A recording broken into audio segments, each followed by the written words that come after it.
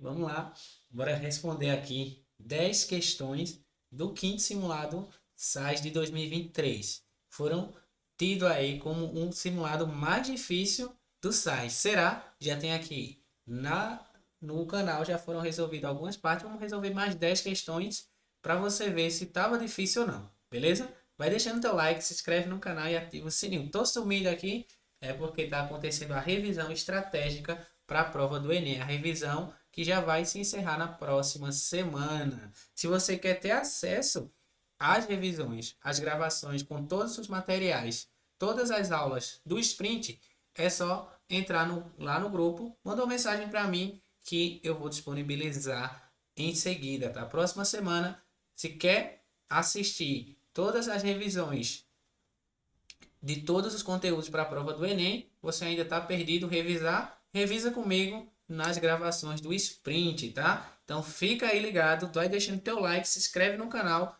e ativa o sininho para ser notificado assim que eu abrir live, assim que sair um vídeo novo. Vamos lá, vem comigo, bora resolver aqui mais 10 questões desse simulado, ver como é essas 10, a questão 161 até a questão 170, beleza?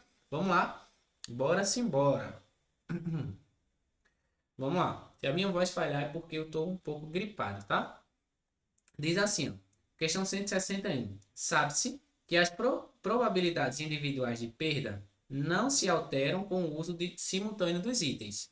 Beleza, é uma questão de probabilidade aqui, onde ele diz, ó, quando ele utiliza, só com essa frase a gente já entende o seguinte, ó, quando ele vai utilizar as cartas, né, com os itens, nesse caso, quando ele vai utilizar os itens, ele não vai alterar a chance de perca, vai continuar inalterável, beleza? Então isso aqui a gente já sabe que não vai ter mudança de probabilidades. Aí ele pergunta, né? Qual é a probabilidade de que o jogador perca pelo menos uma dos itens raros nessa jogada? Então fique esperto, tá? Pelo menos um. Então isso aqui é a mesma coisa que no mínimo, no mínimo um. Então, pelo menos um, ele pode perder um ou mais. Gravou? Fica esperto nisso aqui. Pelo menos um, ao menos uma. Compreendeu? Agora, se ele falar exatamente uma, aí é só uma e pronto. Tá? Vamos agora entender o que é que a questão está nos dando. Em um jogo de RPG, um jogador possui três itens raros que podem ser aplicados para melhorar sua jogabilidade. Então, os itens que ele falou na questão aqui embaixo, já disse aqui que é três. Ó. Então, ele tem três itens raros. Cada vez que um desses itens é utilizado, há uma probabilidade de 20% de que o item seja capturado pelo adversário e perdido permanentemente. Então, quando ele utiliza esse item raro, ele tem a probabilidade de perder permanentemente, né? Esse, esse item. Beleza? Então, acabou, né? Aí diz aqui, ó. Durante uma partida, um jogador planeja utilizar os seus três itens raros em uma única jogada, a fim de aumentar suas chances. Então, ele vai utilizar todas ao mesmo tempo. Lembra? Já falei aqui probabilidade simultaneamente. Quando a gente utiliza todo mundo ao mesmo tempo, então a gente tem ali a propriedade do i, né? O i simultaneamente é uma multiplicação, tá? Então vamos lá. Essa daqui eu vou fazer de duas formas. Veja como é que a gente pode fazer e me diga aqui nos comentários qual foi a que tu fez. Então vamos lá. Pelo menos uma. Veja só como a gente poderia fazer. Se ele vai perder pelo menos uma, então a chance dele perder o item é 20%. Então significa dizer que a chance de não perder o item, ele não perde, é de 80%, a porcentagem complementar. Beleza? Aí veja aqui comigo. Se é no mínimo uma, então ele pode perder um, ele pode perder dois, ou ele pode perder três. Viu que saiu aqui na minha frase? Ou. Então aqui a gente vai somar as probabilidades dele perder uma, dele perder duas, ou dele perder três, já que são escolhas, né? Já que são opções que ele pode perder, então a gente soma. Então vem aqui comigo. A chance dele perder uma, né? Então, ele perde uma, ele vai utilizar 3. Então, ele perde uma, 20%, e as outras, né, ele não perde. Então, 80% vezes 80%. E aqui você tem que ficar esperto, por quê? Porque ele não deu ordem a ser seguida. Então, ele pode perder a primeira, ele pode perder a segunda, ou ele pode perder a terceira. Então, aqui a gente tem que permutar isso aqui. Então, vezes a permutação desses valores, que são três valores, na qual está repetindo, ó, é uma permutação com repetição, está repetindo dois deles. Pegou? Ficou, né? Guarda aí que a gente vai daqui a pouco resolvendo. Então, vamos para o próximo. Perder 2. Então, vai ser 20% vezes 20%. E a última, né? Ele não perdeu. Então, 80%. Aí, novamente, aqui, ó. Ele não falou a ordem a ser seguida. Então, a gente vai permutar esses itens para chegar na quantidade total na qual ele perde duas. Então, aqui, novamente, ó. 3 fatorial, já que são 3 itens, nas quais tem 2 aqui que está repetindo. Beleza?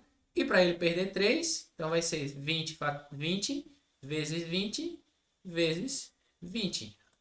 Aí aqui não precisa fazer, né? Porque aqui vai ficar 3 fatorial sobre 3 fatorial, né? 3 itens permutando e os 3 repetindo. Então isso aqui dá 1, não precisa fazer. Mas vamos lá. Então, como é que vai ficar? A probabilidade dele perder 1, né? Então vai ser 20%.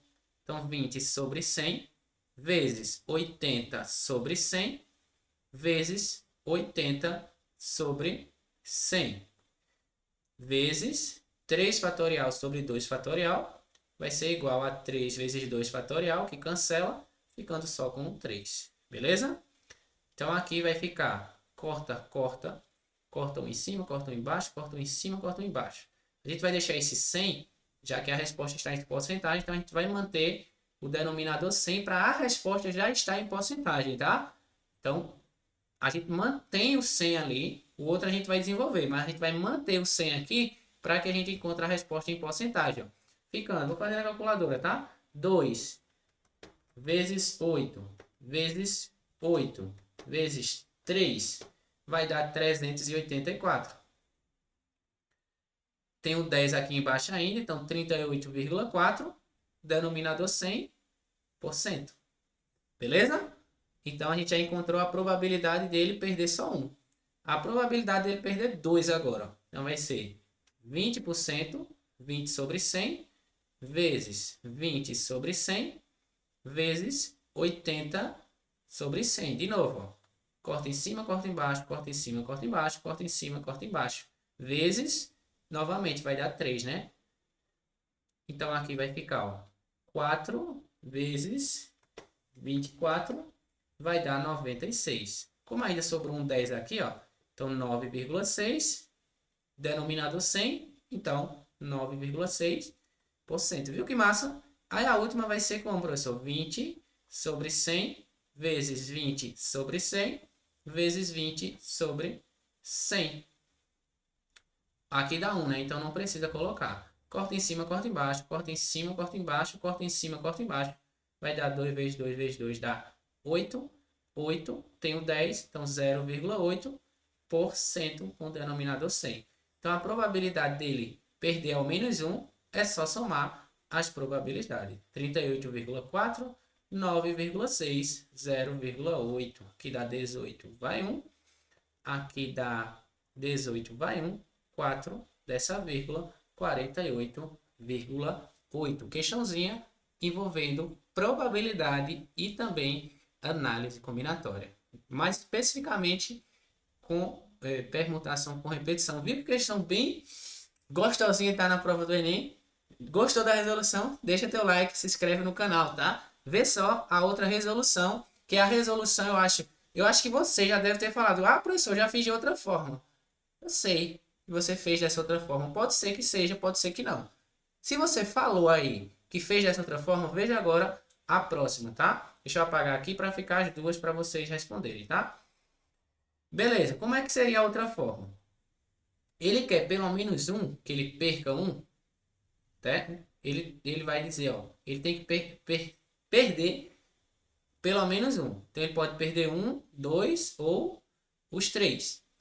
O que é que a gente vai fazer? A gente vai encontrar a probabilidade complementar, a probabilidade que a gente não quer que aconteça, tá? Então, é a probabilidade dele não perder nenhum. A probabilidade dele ficar com os três itens raros, de não perder. Então, a gente vai encontrar a probabilidade dele não perder nenhum, certo? Essa é a probabilidade complementar. A gente está atrás dele perder ao menos um, então a gente vai descobrir a probabilidade dele não perder nenhum. E veja só como é. É a mesma coisa. Não perder os três, né? Então 80% vezes 80% vezes 80%. Aí ficaria 3 fatorial sobre 3 fatorial, não dá em nada, né? Então vai ficar 80 sobre 100 vezes 80 sobre 100 vezes 80 sobre 100. Beleza? Corta um em cima, corta um embaixo, um em cima, um embaixo, um em cima e um embaixo. 8 vezes 8 vezes 8 vezes 8 dá 512. Como tem um 10 aqui, 51,2% é a probabilidade dele perder nenhum. Aí você calma o coração porque tem letra D. Calma o coração. Isso aqui é a probabilidade do que a gente não quer. É a probabilidade dele não perder nenhum. E a gente sabe que as probabilidades, a soma de todas as probabilidades dá 1, né? Que é a mesma coisa que 100%. Então, a probabilidade de acontecer tudo aqui é 100%. A probabilidade dele não perder nenhum é 51,2. Então, a probabilidade dele perder pelo menos um é o que falta. Então, essa é a probabilidade dele não perder nenhum. Então, o resto que sobra, ele vai perder um, vai perder os dois ou vai perder os três.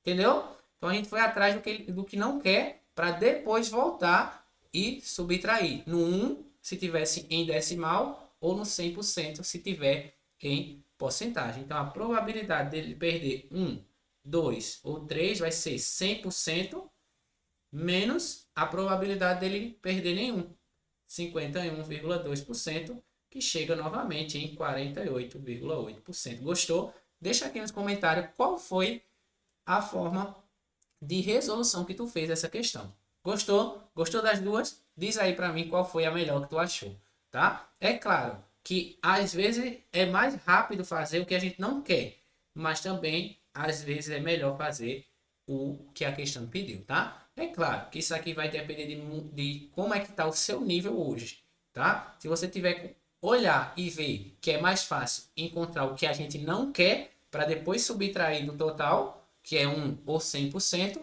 vai direto nele para otimizar tempo. Viu que foi rápido? Então é isso. Vamos lá para a próxima. Próxima questão, ela envolve razão e proporção, tá? Isso aqui é uma questão bem demorada. Eu vou até utilizar aqui. Em algumas questões eu vou utilizar a calculadora para a gente não perder, para otimizar o tempo aqui da resolução, tá? Porque eu sei que vocês estão atrás só da resolução, tá? É claro, né, que na prova não vai ter calculadora, eu sei disso. Mas eu vou só para otimizar o tempo aqui da resolução, eu vou utilizar a calculadora em alguns casos, tá? Que diz assim, ó, sabe-se que a população economicamente ativa corresponde à soma entre a população ocupada e a população desocupada. Então, essa população economicamente ativa é a soma da população ocupada com a população desocupada. Vamos estar aqui, ó, população desocupada. Vamos chamar de PD, tá? Então, a gente precisa aqui ter a população desocupada. Vamos ver se é necessário, né? E o que é que ele diz? O índice de desemprego é a razão, é uma divisão entre a população desocupada e a população economicamente ativa. Então, a gente vai precisar da população desocupada. Com base nessas informações, o programa será implementado em qual bairro, né? Que programa? O que é que esse programa vai fazer? Não sabemos, então vamos atrás do que a questão diz, né? Lá no início. Inicialmente, esse programa será implementado no bairro com o maior índice de desemprego. Então, a gente vai atrás daquele que tem a maior razão. Beleza? Então, a gente vai precisar descobrir qual é a população desocupada. É só olhar a diferença. 3.750 menos 2.600 dá 1.150. Você vai fazer aqui todo E todo mundo, né, faz essa subtração. 1.500 menos 600 dá 900. 2.700 menos 500 dá 2.200. 1.600 menos 380 dá 1.220, não é isso? 400 mais 200 dá 600, exatamente isso. E a gente vai atrás de quem tem a maior razão, né? A razão entre a população desocupada, então a gente vai esquecer isso aqui. Vai ser a razão desocupada e é a população economicamente ativa. Beleza? Vamos cortar zeros aqui, né? Para ver o que é que vai dar pra gente. Aqui dá para cortar dois zeros. Ó. Dois zeros, dois zeros, dois zeros e dois zeros. Dois zeros não, aqui só dá um. Aí tá atrás daquele que possui a maior, né? Beleza. Então, quem é que vai ter a maior razão, né? De população desocupada e população economicamente ativa. Vamos olhar aqui. Vamos olhar criticamente essas razões, tá? 115 para 375. Vai ser 3 vezes, né? É quase que 3 vezes, concorda? 115 para 375 são 3 vezes, basicamente. Então, isso aqui está bem próximo de 33%. Compreendeu? 33%. Ficou claro para vocês? Olha o olho, faz no olho. 115 para 375 é quase que 3 vezes, tá? Aí como é o 100%, então 115 3 vezes, né? O 100% 3 vezes, dividido por 3 dá 33%, tá? É só fazer a divisão, pá. Vou mostrar para vocês também outra forma. Essa primeira forma é no olho. 59 para 40, passou da metade, né? Passou da metade, que seria quase 30, e ainda pegou mais um pouquinho, tá? Então, é quase ali 40 para 60 seria, era 3 vezes, né? Mas agora ele pegou ali quase que 60%. Então tá bem próximo aqui, né? Ele pegou 2/3 desse camarada aqui. Então vai ser bem próximo de 63%, 66%. 9 para 15, né? 9 para 15, ele pegou 3 partes dessa que foi dividida em 5. 3 partes, ó. Então ele pega ali 3 quintos. 3 quintos, né?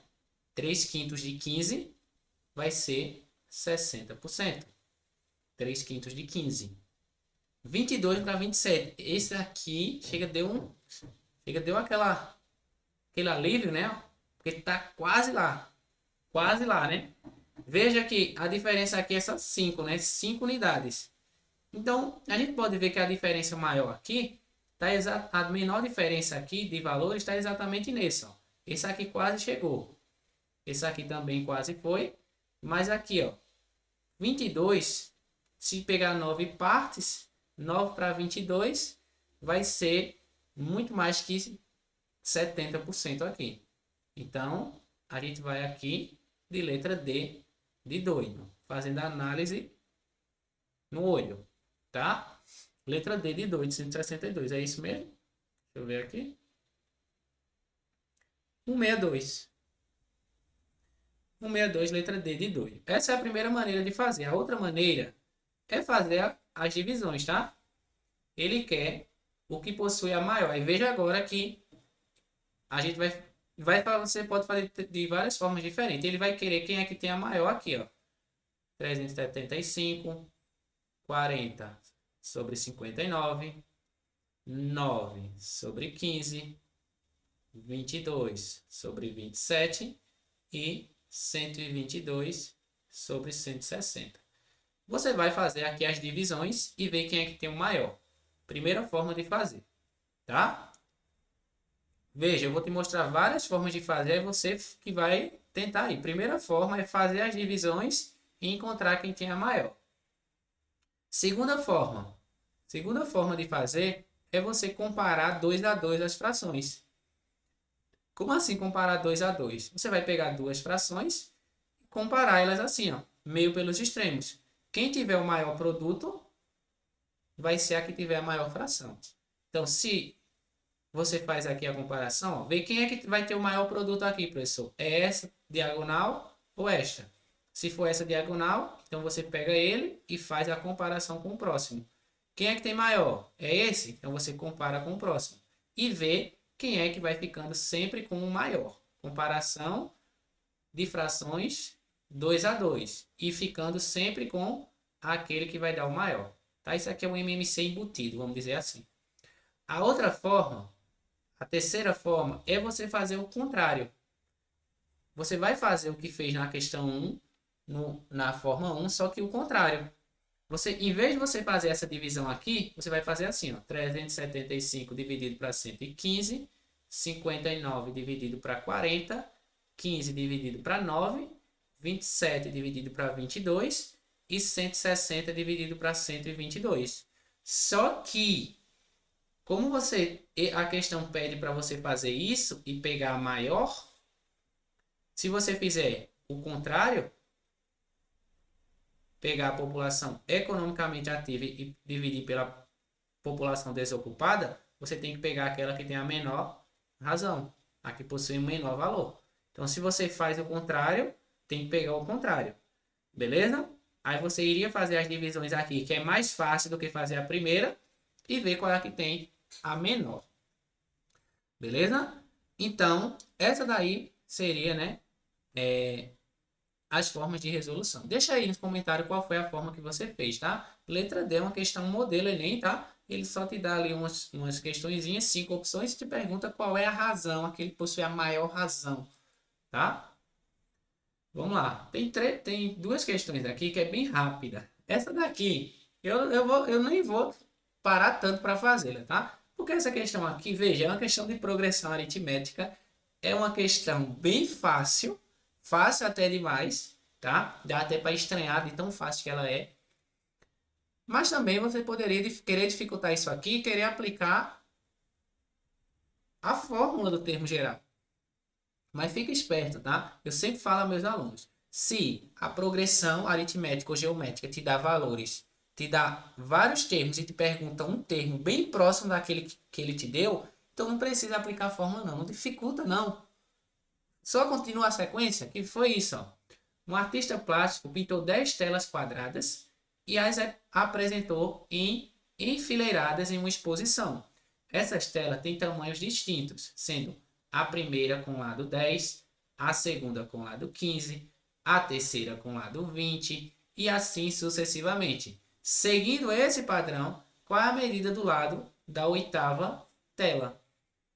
Então, a primeira tela é 10, a segunda é 15, a terceira é 20, continua. A quarta, 25, a quinta, 30, a sexta, 35, a sétima, 40 e a oitava, 45. Tá aqui, gente. Para que dificultar esse processo? Letra A. 163 ela é tão fácil que ela parece até que tem pegadinha. Ele poderia perguntar, né? Qual seria a área da tela, né? Da tela que está no oitavo, né? Da oitava tela. Ele poderia perguntar a área, tá? Então, 45 centímetros. Como todo mundo estava em centímetros, então nem precisou converter, né? Então, em uma questão dessa, ele poderia perguntar a área da tela, da oitava tela, em metros quadrados. Ele poderia colocar isso, tá? Só para dar aquele dar um pouquinho mais de dificuldade, tá? Porque essa daqui, ela foi uma questão muito básica, aliás, tá? Eu não gostei dessa questão para falar a verdade. Ele nem dificultou. Ele poderia perguntar a soma, aí sim já seria melhor a soma dos perímetros das 10 telas. Poderia vir assim. É bom que você já treina, tá? Pega essa questão e treina ela nesse contexto que eu falei, ó. Calcula o perímetro da oitava tela. Calcula a área da nona tela. Calcula a soma das áreas de todas as telas. Calcula a soma dos perímetros de todas as telas. Entendeu? Já para você mudar a mesma questão, mas muda o contexto. Pegou? Então essa questão 163 era só isso mesmo para fazer. A questão 164 também foi uma questão bem tranquila, tá? Ele pergunta a lei de formação da função que relaciona as grandezas V, D e X. Vamos lá ler. É a expressão definida por partes. Então vamos embora. Ao prestar serviço em condomínios residenciais, uma detetizadora estabelece o valor a ser cobrado de acordo com a quantidade de apartamentos que serão detetizados. Então, o valor a ser pago vai ser de acordo com a quantidade de apartamentos que vai ser detetizados. Se o serviço for realizado em até 50 apartamentos, vai cobrar um valor de R$ 70 cada apartamento, e também vai ter mais uma taxa de deslocamento de R$ 5,00 por quilômetro a ser percorrido até o condomínio. Então, a primeira expressão é até 50. Então, até 50 apartamentos, né? Onde? Vamos ver aqui só as grandezas para a gente ficar ciente, tá? Suponha que o determinado condomínio fica a uma distância de quilômetros dessa detetizadora e constatou-se que vai realizar a detetização em X apartamentos e o valor pelo serviço. Só para a gente já ficar ciente, tá? Então, ele simbolizou o D em quilômetros, que é a distância, o X é a quantidade de apartamentos e o V é o valor a ser pago. Então, na primeira situação, ele falou que é até 50 apartamentos. Tá aqui, ó. Até 50 apartamentos, ele vai cobrar R$ 70,00 por cada apartamento. Então, 70x, né? Que a gente não sabe quantos apartamentos, mas sabe que é menos que 50. Então, vai ser 70x e uma taxa de R$ 5,00 a cada quilômetro. Então, vai ser 70 se referindo à quantidade de apartamentos e os 5 vai se referir, né, se relacionar com a distância em quilômetro. Então, será 70x mais 5D. 70x mais 5D para todo mundo tá igual. Beleza. Show de bola. Então, para a próxima, ele diz o quê? Ó? Caso a quantidade de apartamentos seja superior a 50, o valor do serviço por apartamento sofre uma dedução de 10% e a taxa de deslocamento não será cobrada. Então, se a quantidade de apartamento for mais que 50, ele não vai pagar o deslocamento. Então, ó, não paga deslocamento. Acabou. Pronto, ele não paga deslocamento. Então, a gente vai eliminar a letra D e letra E. Porque ele colocou que está cobrando deslocamento. Tá? Beleza. E o que ele diz? Ó, não será cobrado deslocamento e ainda mais o valor por apartamento vai sofrer uma dedução de 10%. Uma redução de 10%, né? Então, era cobrado R$ 70,00 menos 10%. 10% de 70 é R$ 7,00. Então, 70 menos 7 dá 63. Então, o novo valor por apartamento vai ser 63. X apartamentos maior que 50, 63. X está aqui, letra B, de bom demais. Aqui é só o desconto, não é? E aqui é sem desconto, beleza? 164, letra B, de bom demais. Show de bola? Aí vamos lá. Próximo, né? Esse próximo aqui, aí eu não sei como é que você fez, mas eu vou fazer de uma forma aqui que eu costumo fazer muito, tá? Sem regra de 3. Ele diz o seguinte, ó. No ano de 2022, qual é o valor dos gastos destinado à Previdência Social em bilhão de reais? Está mais próximo de quê? Então, Previdência Social em bilhão de reais. Vamos atrás de Previdência Social. Tá aqui, ó. Previdência Social, ele é responsável por 20,70%. Quase que a metade disso aqui, né? Aí vamos lá. E quase que a metade eu já dei ali, já girei a chave na tua mente, tá? Vê só como a gente já vai fazer essa bem rápido, de duas maneiras diferentes. Os gastos do governo federal em 2022, com o pagamento de juros e a amortização de dívida pública, somaram 1,879 trilhão, consumindo a maior fatia de todos os recursos públicos federal. Segunda maior corresponde aos gastos com a Previdência. Beleza.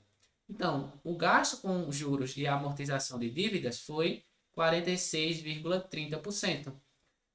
E a Previdência Social gastou 20,70%.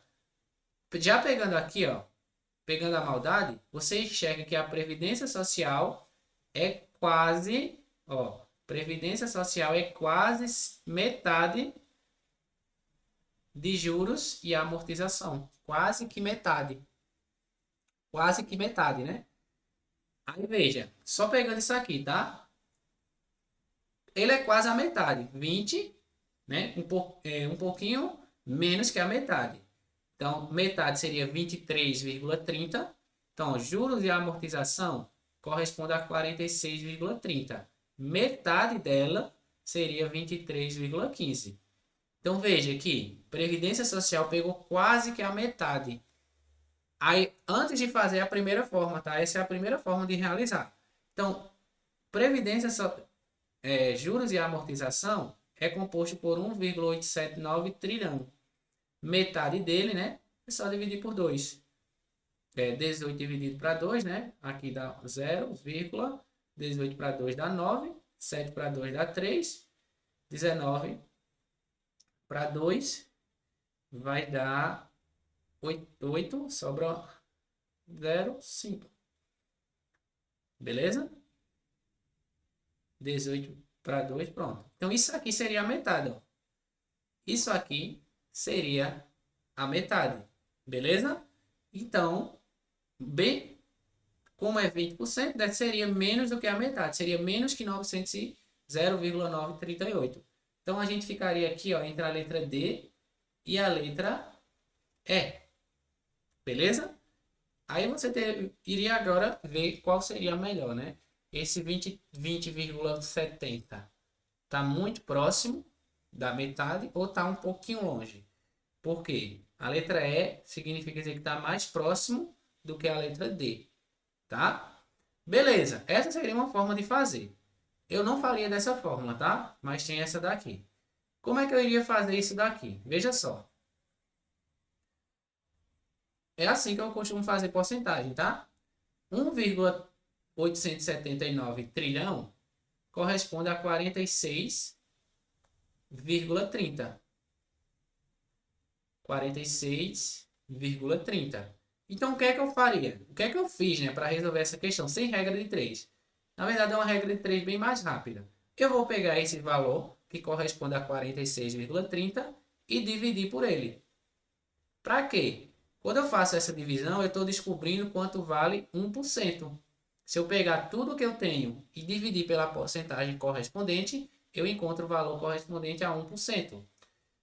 3 casas decimal, acrescento um zero aqui e vai ficar com 1.879 dividido para 46.300. Fazendo isso tudo, deixa eu pegar aqui, 1.879 dividido para 46.300 vai dar 0,04058. Tá? Beleza. Isso aqui é o valor correspondente a 1%. 0,04058 trilhão, né? Que a gente estava com trilhão.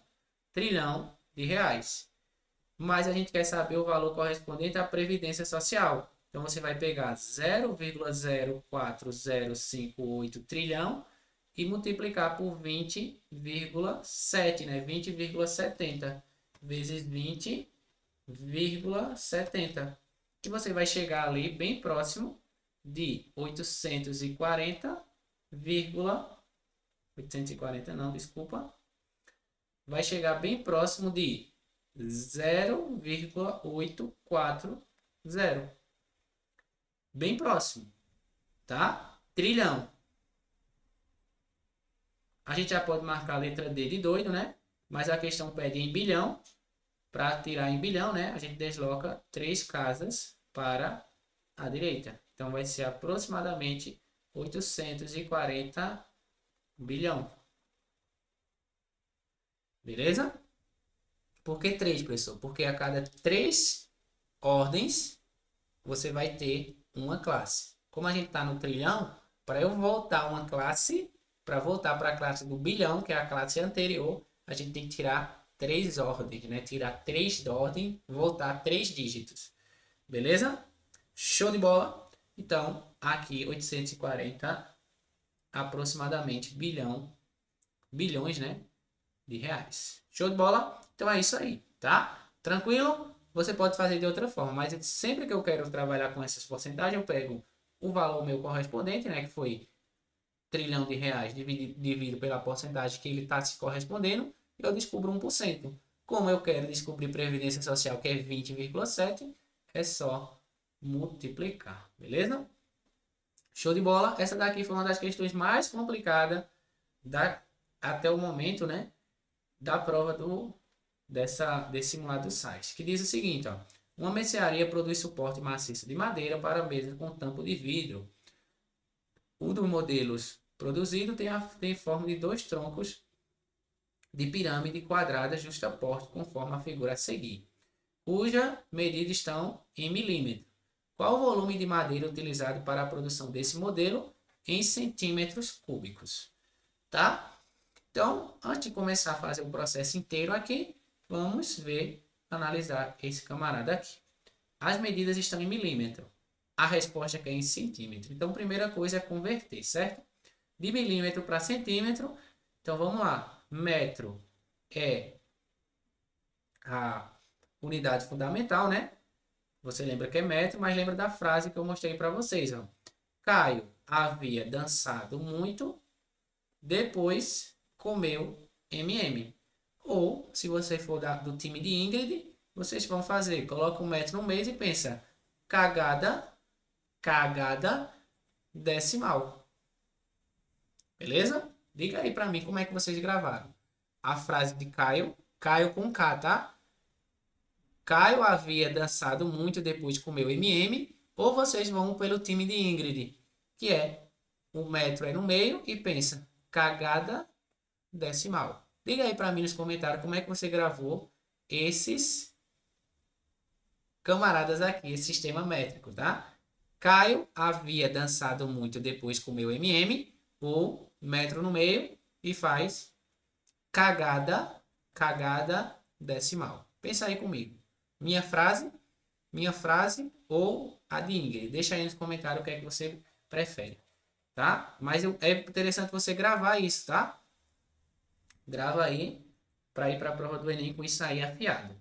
Então vamos lá. Caio havia dançado muito, depois comeu MM. Então tá aí a escala completa. Aqui nem tem esse HA, né?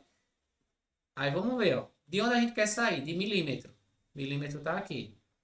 E quer chegar em centímetro. Centímetro tá aqui. Então, nesse sentido, a vírgula também volta nesse sentido. Então, voltar uma casa. Então, tira aqui uma casa de todo mundo. Certo? Aí todo mundo ficou em centímetro. Beleza. Então, agora eu já converti. Então, isso aqui manda de volta e vamos embora. Ele quer o volume disso aí, né? Então é volume de tronco de cone. Isso é tronco de pirâmide. Isso aqui é a forma de tronco da pirâmide. Não vale a pena gravar para a prova do Enem, tá? Se vier uma questão de tronco de cone ou tronco de pirâmide, você não faz ela, porque é uma questão que vai ser difícil com certeza. Vai ter a TRI muito baixa, porque esse conteúdo aqui ele não vale a pena para a prova, tá? Se você quiser gravar, é claro, as razões, as semelhanças entre tronco de cone e cone, ótimo, né? Mas se não, eu não aconselho fazer, estudar e gravar essa forma não, tá? Vamos lá. Ele quer saber qual é o volume desse suporte aí. Beleza? Então vamos lá. Fazendo esse suporte aí, o que é que a gente vai encontrar? Só substituindo, tá? O H é a altura do tronco de pirâmide. O H é a altura do tronco. Esse AB é a área da base maior. E esse ABzinho aqui é a área da base menor. Então vamos lá. Olhando para esse daqui de cima, ó, vai ficar que a altura dele, a altura desse tronco aqui, é essa altura que vem até aqui, ó. Seria metade, né? 40. A área da base maior dele, a base maior é essa parte aqui, ó. Vai ser 50 ao quadrado. Beleza? Já que é um quadrado. E a área da base menor vai ser essa base aqui de baixo, ó, que é um quadrado também. 20 ao quadrado. Beleza? Show de bola? Então aqui a gente vai ficar 50 ao quadrado é 5 ao quadrado dá 25. Como tem um zero, 1 vezes 2, 2 zeros. 2 ao quadrado é 4 com 2 zeros. Beleza. Agora é só jogar na fórmula. Vamos lá. Então o volume do tronco de pirâmide vai ser igual ao 40 sobre 3 vezes a área da base maior 2.500 vezes a raiz quadrada. Vê agora que o bizu, tá? Vamos deixar aqui com o expoente mesmo. 50 ao quadrado vezes 20 ao quadrado. Mais aqui. Mais a área da base menor, que é 400. Beleza? Show de bola? Aí vamos lá, né? Aí aqui vai ficar que o volume do tronco de pirâmide será dado por 40 sobre 3 vezes 2.500 vezes não, mais aqui vai cortar, vai ficar 50, aqui corta também aplicando a propriedade de radiciação, vezes 20, mais 400. Então isso aí vai resultar em 40 sobre 3 vezes 2.500 mais 400. Isso aqui no meio vai dar 5 vezes 2 dá 10. Repete 2 zeros. 1.000. 1.000. 2.500 dá 3.500 vezes 3.900. Beleza? 3.900. 3.900. Aí aqui dá para a gente simplificar, né? Esse com este. Então vai ficar 40 vezes 3 dividido para 3 dá 1. 900 dividido para 3 dá 300. 1.300. Repete 3 zeros. 4 vezes 10 dá 40. 4 vezes 3 dá 12. 40 mais 12 dá 52. 52 mil é o volume do tronco de pirâmide. Como tem 2, então o volume total vai ser igual a 52 mil vezes 2, resultando em 104 mil na unidade de medida, centímetros quadrados, letra C. Questão bem cascadura, tá? Essa daqui, muito distante do que o Enem poderia cobrar, né? Em geometria espacial, porque ele não costuma vir com troncos, tá? Caiu uma vez tronco de cone, que eu estou recordando, que foi com uma xícara, mas com a xícara a gente poderia ter utilizado apenas uma aproximação, mas aqui não dava. Beleza. 167, ele diz o seguinte, ó. Considere que o astrônomo calculou o preço corretamente. Qual é o valor obtido por ele? Vamos lá. Sabendo que um preço do telescópio é diretamente proporcional ao brilho observado.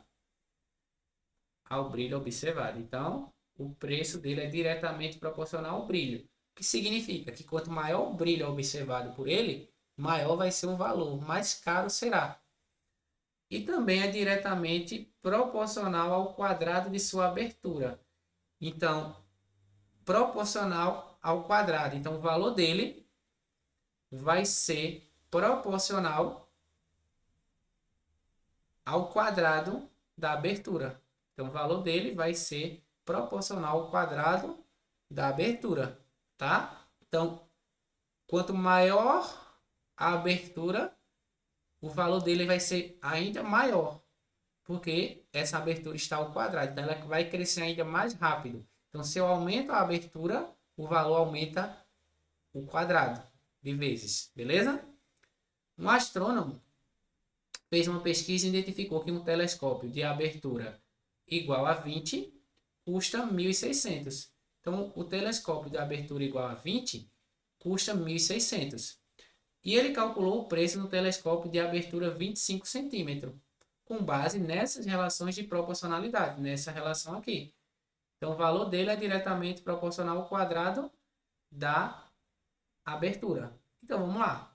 A abertura com 20 centímetros Então, a abertura com 20 centímetros custa R$ 1.600. E aqui vai estar o erro que muitos cometeram.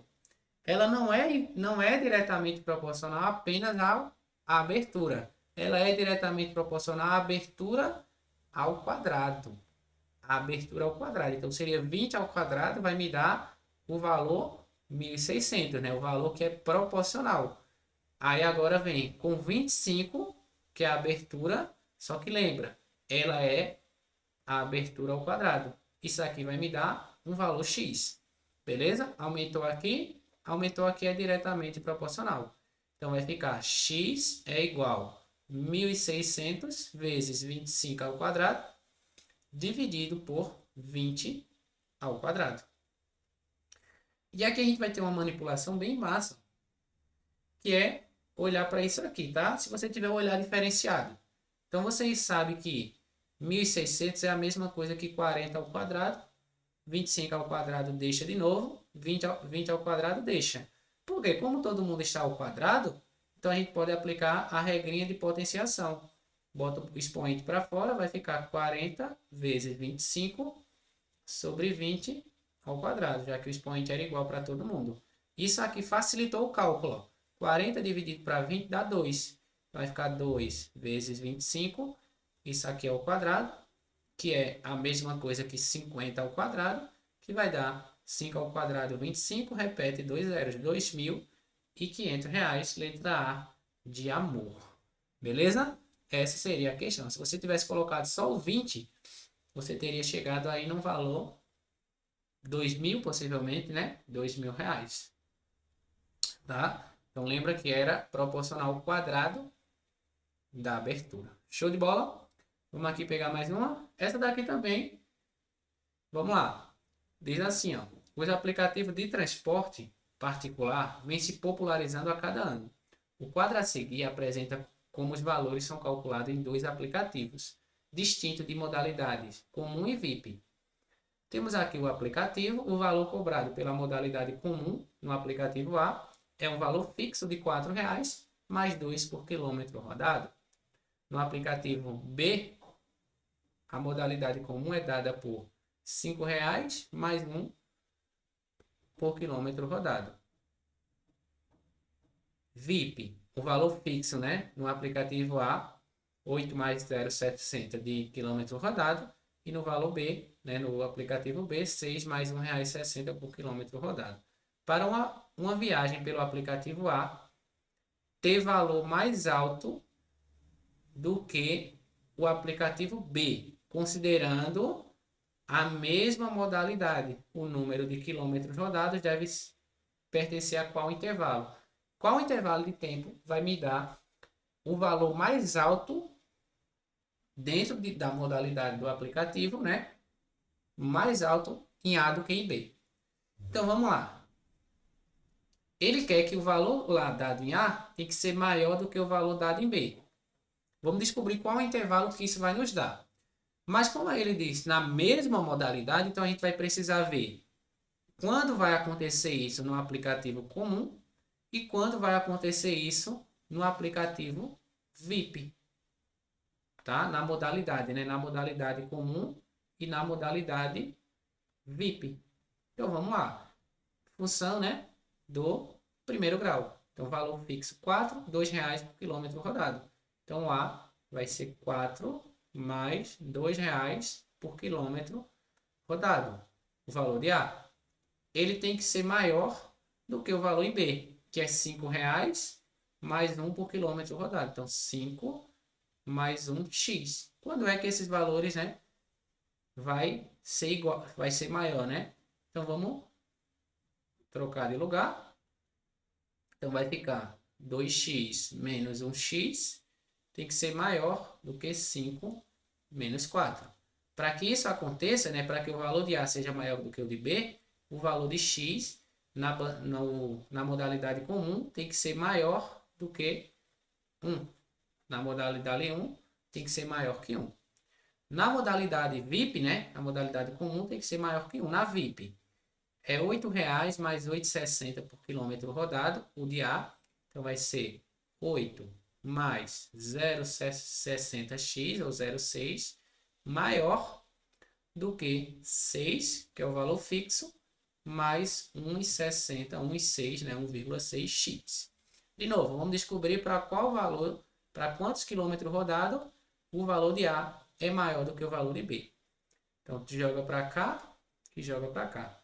Então, vai ficar 8 menos 6.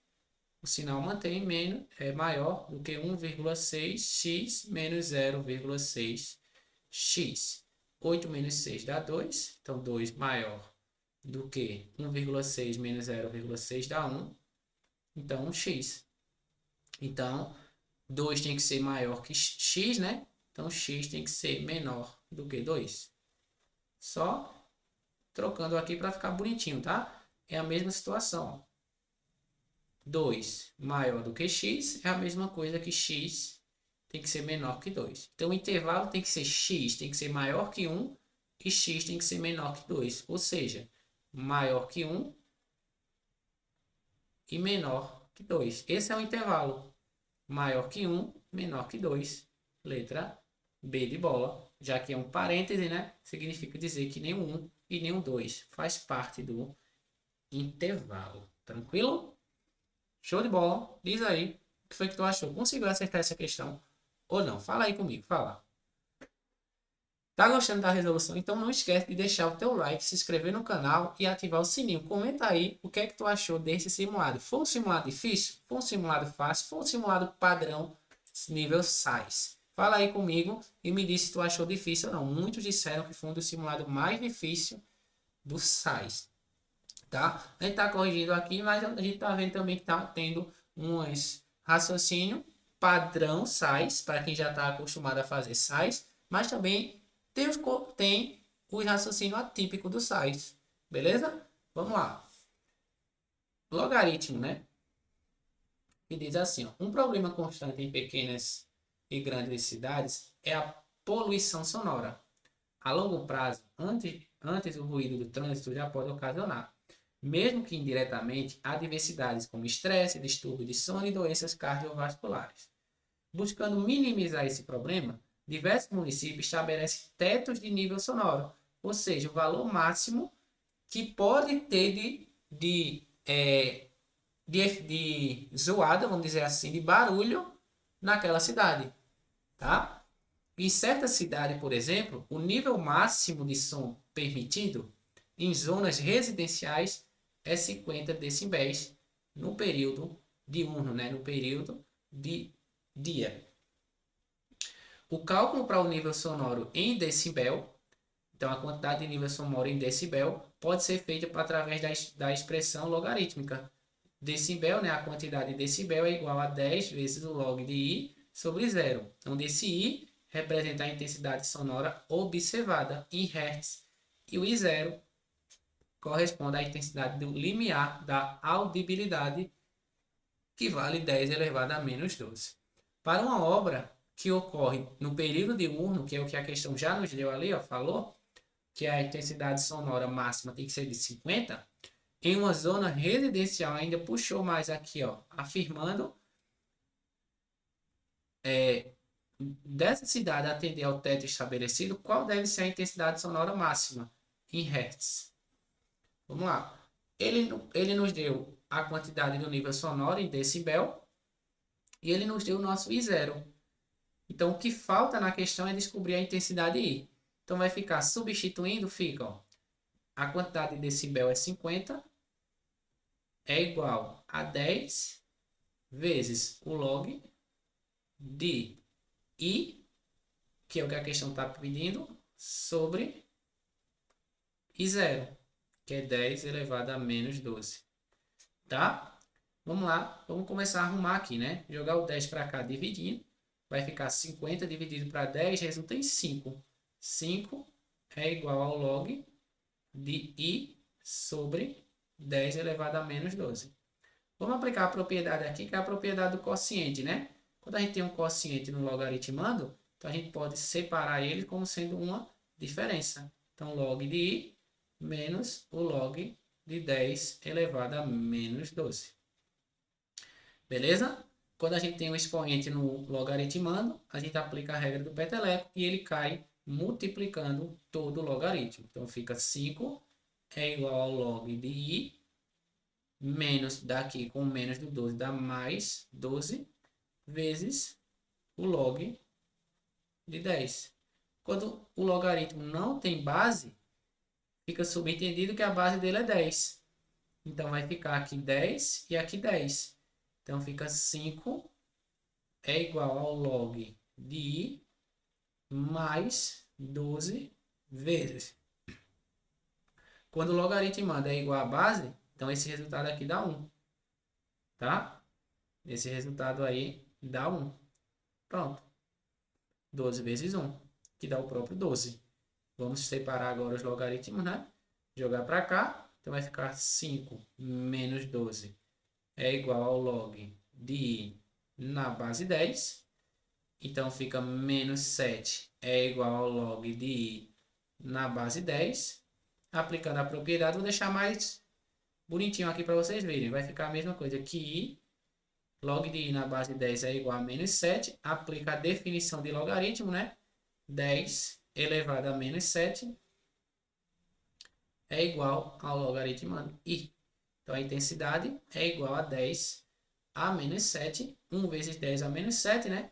Letra D de doido é a resposta. Questão 169 é letra D. Só definição de logaritmo, tá? Você já sabe todas as propriedades de logaritmo para a prova do Enem?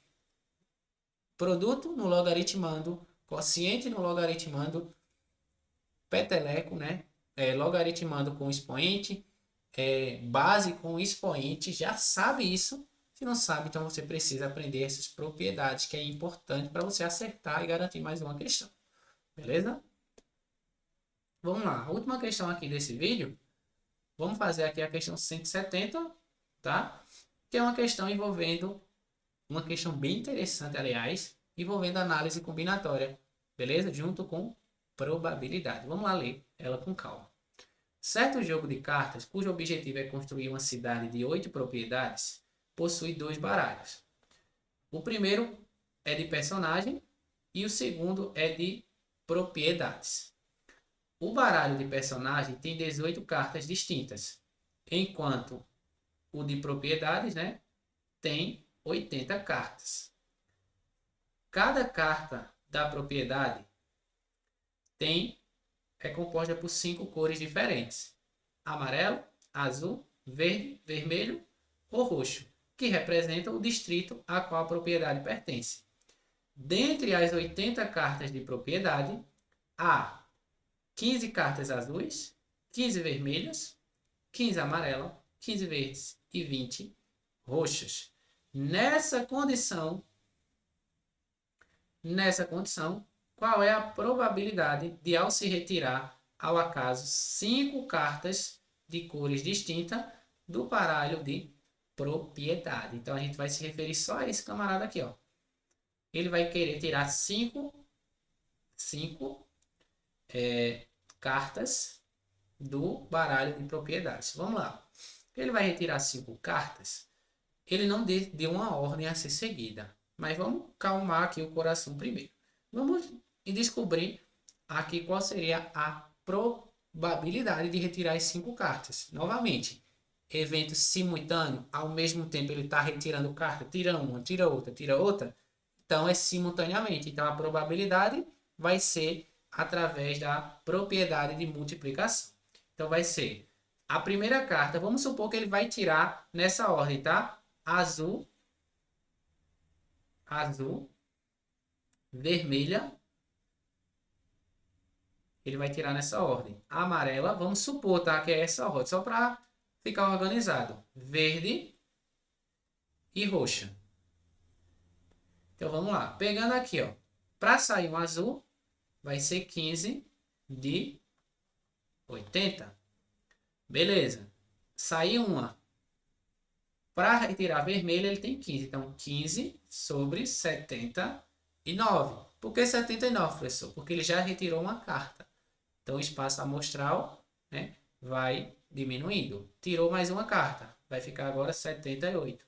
Da qual vai sair uma amarela, que é 15. vezes, agora vem vermelha, 77, vermelha, vermelha não, verde, né? Verde tem 15, vezes a roxa, tem 20, de 76. Então, isso aqui simplesmente vai juntar, compactar em uma só, ficando com 80 vezes 79, vezes 78, vezes 77, vezes 76. Comprimindo isso aqui em uma potência, vai ficar 15 a quarta vezes 20. Beleza? Então, 15 a quarta vezes 20, todo mundo tem. Mas, no denominador aqui está aparecendo 80 elevado a 5, cancela a letra A. Porque esse 80 elevado a 5 aqui, significa dizer que ele está retirando a carta e repondo, tá? Então, a gente entendeu que ele está retirando aquilo ali e ficando, certo? Mesmo ela não falando, né? Ela não disse que vai tirar e ficar. Mas, como ele é um jogo, ele vai retirar a carta e vai ficar com ela. Beleza? Era para ter isso, né? Era para ficar entendido com isso. Tá? Então, aqui também a gente cancela a letra E. Retirar a carta de cores distintas do baralho sem reposição. Era para ter esse negócio aí, né? Mas vamos lá. Então, ficou assim. Só que a questão, ela não deu uma ordem de cores, né? Se fosse essa ordem de cores, essa seria a resposta. Mas ele não deu uma ordem a ser seguida, né? Ele não deu uma ordem a ser seguida. Então a gente pode permutar esses valores aqui, essas cores. Para permutar 5 cores, então a gente multiplica isso por 5 fatorial. Então tem que ter o 5 fatorial multiplicando. Então aqui a gente vai cancelar, porque vai ter que permutar. E aqui a gente cancela também, sobrando com letra D. Ah, professor, e por que tem aqui embaixo? Isso é um arranjo, tá? Isso aqui é só para querer despistar vocês, ó. Esse arranjo aqui, um arranjo é dado de n p a p, né? É dado por n fatorial sobre n menos p fatorial. Então, imagina que é isso aqui, ó. Vai ser, esse arranjo aqui vai ficar o arranjo 80 organizado 5 a 5, né?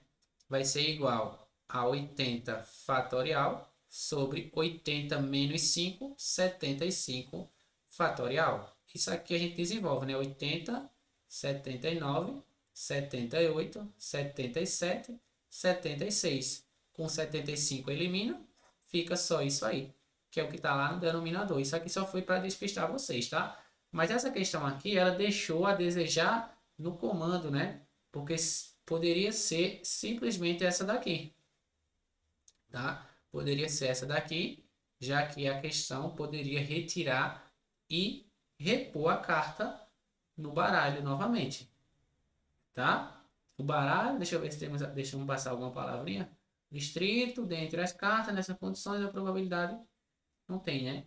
Ele só falou que é cores distintas. A gente considerou cores distintas, tá ok. Só que ele não disse que era para repor, não. Se fosse repondo aqui, era para ser essa. Essa daqui foi a resposta do gabarito, porque a gente considerou que ele não vai repor as cartas que ele tira, tá?